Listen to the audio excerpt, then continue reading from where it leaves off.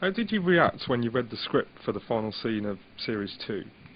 I read the final script and I have to say, I did cry like a big girl. I sobbed actually. It's extremely. I mean, it's sad on the one hand, and it's actually quite sort of positive on the other, you know. But it's bittersweet, and it's you know, we know them all so well, and we love them all, you know, so much. And just to see, you know, just to actually see the end at last, you know, sort of.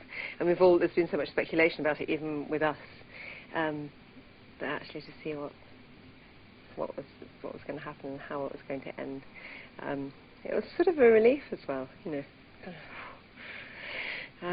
But it's the ending that it deserves, I think. So that's good. How do you think the audience will react? Do you think they'll cry as well? I don't know. There's always going to be a certain sort of percentage of the audience that will say, "Well, I saw that coming. You know, oh, that, you know, isn't good enough. That isn't." I mean, of course, people feel very strongly about this show, and that's great. But you know, you can't please everybody all the time. And I hope that the majority of people will enjoy it and appreciate it. For, you know, the writing is so difficult, this show, because every time you know, we have questions all the time, you know, and that's us, and we know it intimately better than anybody else, and still we're questioning, you know, how does that work with that, and how does that work with that, and so the writers are constantly you know, it's trying to keep ahead of it, and it wraps everything up, and so hopefully it'll be a satisfying ending. And you feel satisfied that it's answered all the questions you've been wondering I do, about? really. I mean, you know, there are a couple of things you say, actually, but what about that, you know, back in episode 2, series 1, Matthew and Ashley, or whatever it may be, you know. But they usually have an answer, so yeah, I do feel satisfied by it. Yeah. Okay.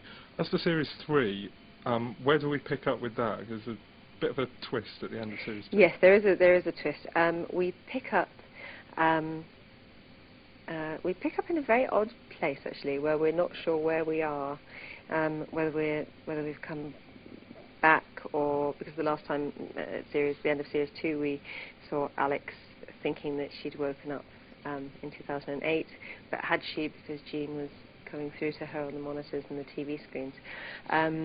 So we sort of pick up in Alex's head again, basically.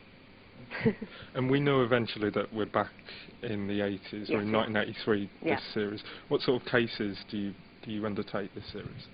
We have our usual story of the week, but the main new storyline is DCI Keats, who has come in. Danny May has come in to play Jim Keats, and so that's the main through storyline, and finding out about him, what does he want, and who he might be, and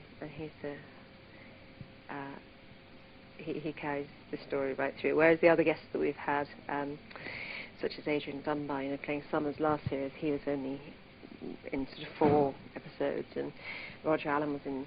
I think he was in 4, but Danny goes right the way through. So he's one of our new regulars, and that all gets very explosive.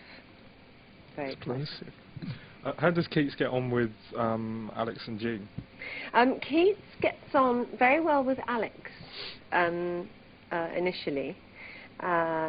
She has no real reason to suspect him of any dodgy dealings early on in the series, but then we see another side to him with Jean, so she's sort of oblivious to that, and he's very different when it comes to Jean, so I wouldn't say they all get on, no. Okay, and how about Alex and Jean? Alex and Jean. They're getting on better than they ever have, and until the end of the series, when it all starts to unravel.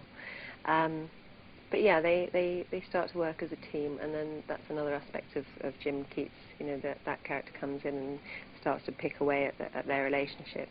So he's, you know, you start to see that he's quite a dangerous man for them, in all different ways. So, but no, very great. We've had some lovely stuff to do together, and it's been fantastic. Okay. Matthew said that this series of Ashes feels like series 5 of Life on Mars.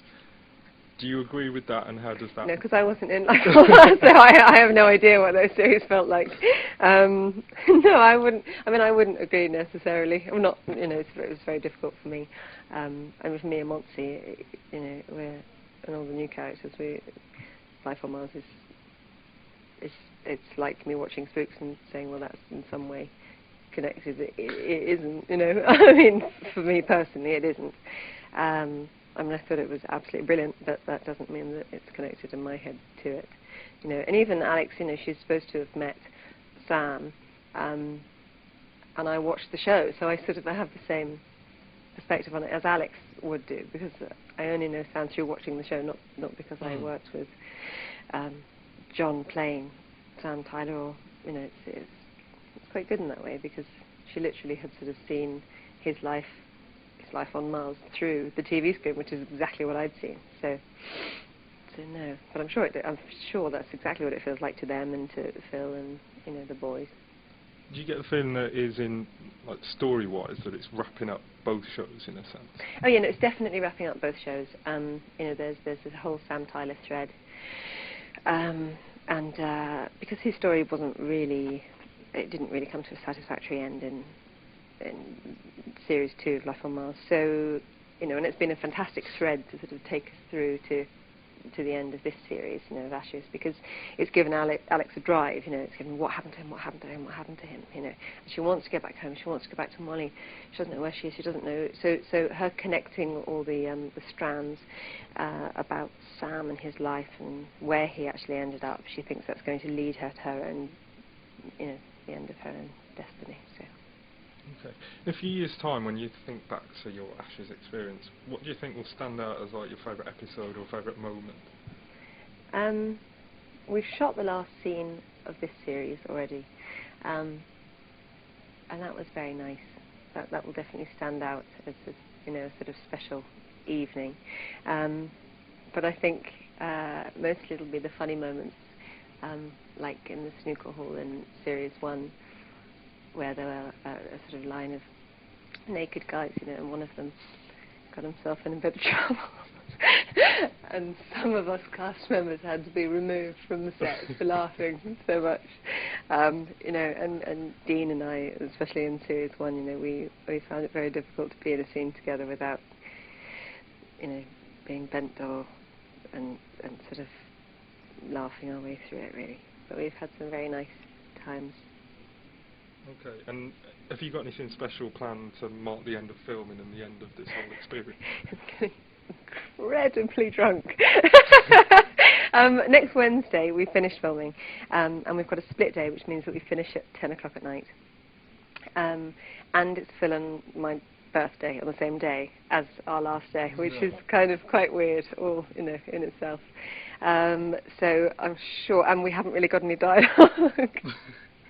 So everyone's going to be a bit frightened of the events on that day, but it's quite a nice way to mark it, you know. So we're looking forward to that. Although we are in a crematorium, it might take the edge off the celebrations.